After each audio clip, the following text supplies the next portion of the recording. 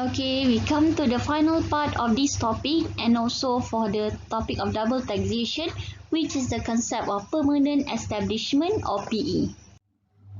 Okay, PE is a factor to consider in determining which country will have the authority to impose tax on a particular business activity. It is normal that a contracting state will only impose tax on business income if it is attributable to a PE, which means if you have PE, then you can charge tax on business income.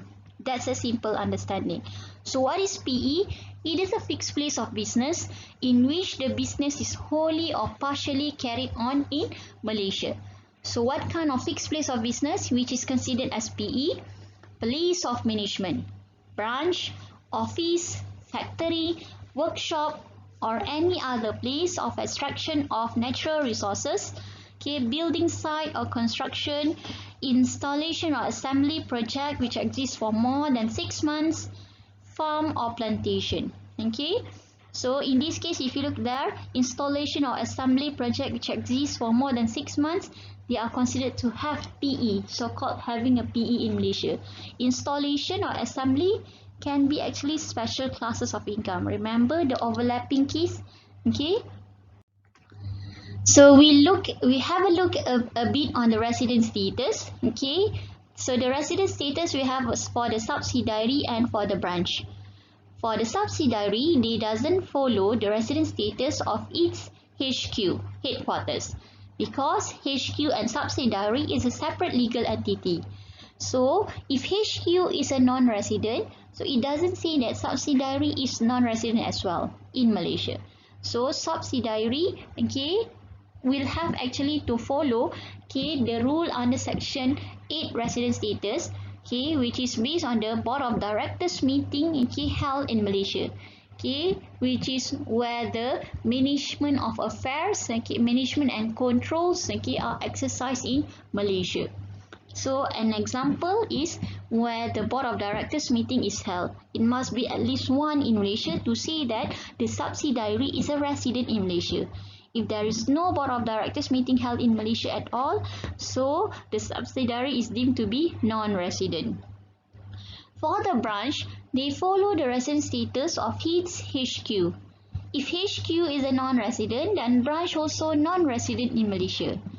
However, branch is one factor to determine a PE for a foreign company. So, taxability of income will derive from Malaysia. It depends on presence of PE. So, since branch, okay, is actually situated in Malaysia, so the branch will subject to Malaysian tax as a non-resident. Okay, the branch will subject to Malaysian tax on its business income. So this is budget 2019 updates, okay, where it actually provide a wider scope of determining the place of business in Malaysia, which is the widening the scope of permanent establishment. Okay, so for the left side box is actually the same like what I explained just now. The right side box, okay, a person also shall be deemed to have a place of business in Malaysia if that person carries on supervisory activities. This is also already part of what I have explained. And the second one has another person acting on his behalf. So they have actually some an agent acting on his behalf as a principal. So this agent habitually concludes contract or habitually plays the principal role leading to the conclusion of contract that are routinely concluded without material modification. Habitually maintain a stock of goods or merchandise in that place of business, regularly fills order on his behalf. So, this agent act on the principal's behalf, the non-resident behalf. Okay, so this is actually the other factors just now to determine PE, okay, as per the budget 2019 updates. For duration, I already explained, okay, those assembly or installation project for at least 6 months and above, it will be constituted as PE. For principal or agency agreement, okay, where a person which is agent acting on behalf of the foreign enterprise which is principal in a host country commonly exercise authority to conclude the contract on behalf of the principal, so the foreign enterprise is deemed to have a PE. But the independent agent will not be constituted as PE. They don't act on the principal behalf. Next, we look into the difference between trading in and trading with. Trading in is where PE exists. Trading with where no PE exists. Trading in is where PE exists. A business is deemed to be carried on in Malaysia.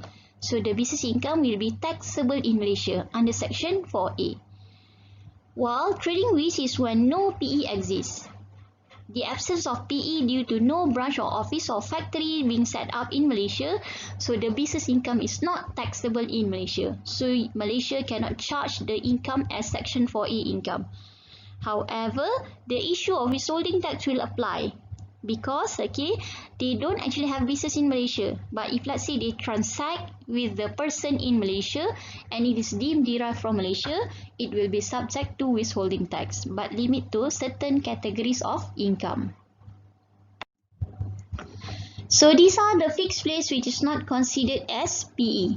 A place used solely for the purpose of storage, display or delivery of goods belonging to the foreign enterprise, only used solely for the purpose of storage, so they don't actually carry on business. A place used solely for the purpose of purchasing goods or for collection of information, solely for the purpose of carrying on activity for the preparatory only, maintenance of stock, and the last one is subsidiary. You cannot say subsidiary is a PE. Subsidiary will depends on if let's say how to know that you are actually trading in or trading with. If the subsidiary is a resident company in Malaysia and it has a business in Malaysia, so subsidiary will be subject to Malaysian tax. So subsidiary will not based on the concept of PE but based on the resident status. But the branch will be based on the concept of PE. So this is example whether it is a PE or not. Set up a showroom and employ promoters to promote product. So in this case the showroom is only to promote. It does not actually to carry on business, so not constitute a PE. Appoint lucky trader who will on behalf of Xerox to take orders from customer. So lucky trader is an agent, so it has the authority to conclude the contract. So this is actually PE. Set up a warehouse for storage. So this fixed place is not PE because it only for storage. Appoint Jolie agency as a sole agency will acquire and import products for sale. So Jolie is an independent agent.